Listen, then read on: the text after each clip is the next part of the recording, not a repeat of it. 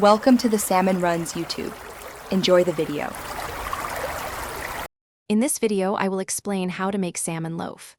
First, drain and flake your canned salmon, removing any skin or bones. Next, finely chop 1/2 cup of onion and 1/4 cup of celery. These aromatics will add a wonderful depth of flavor to your loaf. Have 2 large eggs, 1/2 cup of breadcrumbs, and 1/4 cup of milk ready to bind everything together. Now let's get mixing.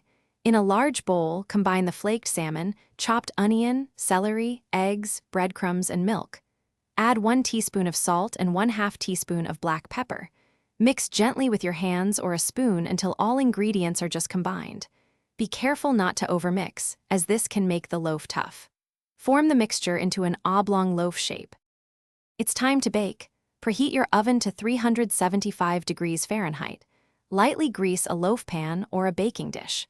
Carefully transfer your formed salmon loaf into the prepared pan. Bake for about 45 minutes or until the loaf is firm to the touch and beautifully golden brown on top. A meat thermometer inserted into the center should read 160 degrees Fahrenheit. Almost there. Once baked, remove the salmon loaf from the oven and let it rest for about 10 minutes before slicing. This resting period helps the loaf set, making it easier to cut.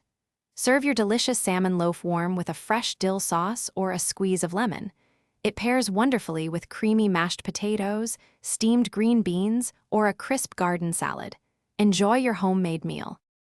Thanks for watching. Consider subscribing if we helped you.